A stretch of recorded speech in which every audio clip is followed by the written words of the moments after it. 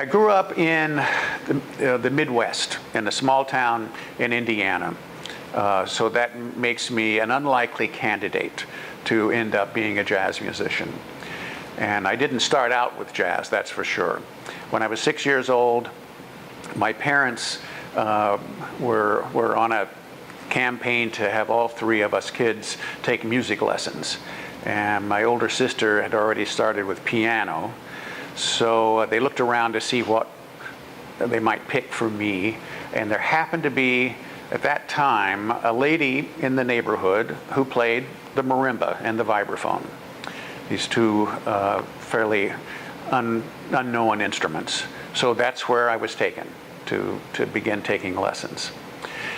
Within a couple of years, we moved to another small town, even smaller, and I was on my own from then on. But I had gotten started, so I just kept playing.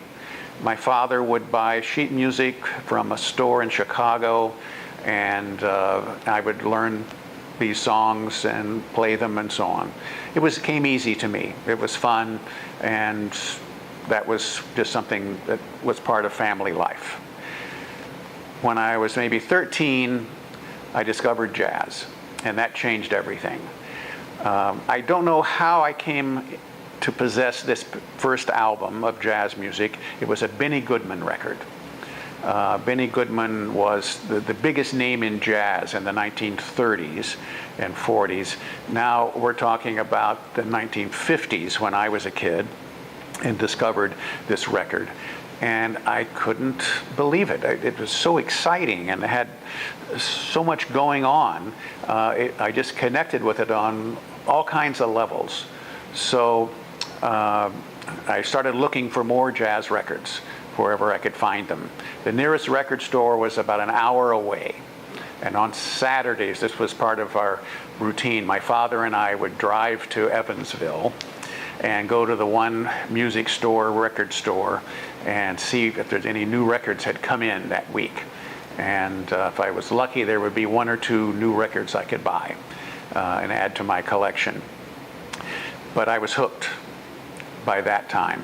I copied what I was hearing on the records, tried to imitate it, tried to figure out what they were doing, and eventually found a local piano player who agreed to take me as a student, even though I wasn't a piano player, but to teach me songs and try to explain to me how improvising worked and how harmony worked and so on. So that was a big help to me.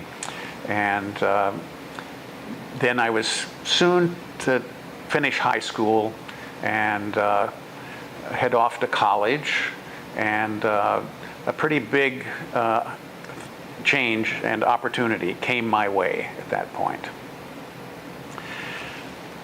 I was 17 years old, and a local musician who worked in Nashville in the country music field told me that there was a guitar player in Nashville who was going to make a jazz record.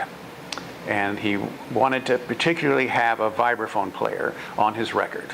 But there were no vibraphone players in Nashville, being a country music town.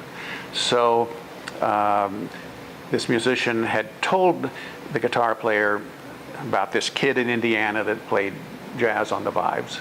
And the suggestion was that I should come down to Nashville, which was about a 3.5-hour drive, come down and meet this guy. So I did, rode down with my friend, and we brought the vibraphone, set up, played a couple of songs, and this guitar player, whose name was Hank Garland, asked me what I was doing.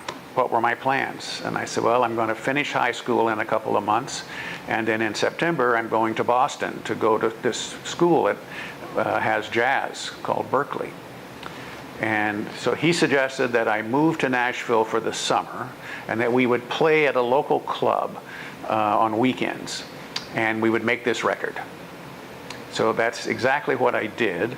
And during the course of that summer, not only did I make that record, but I was offered my own record contract by RCA, which was run by a guitarist named Chet Atkins at that time, who took a liking to our little weekend combo gigs at this club in Nashville.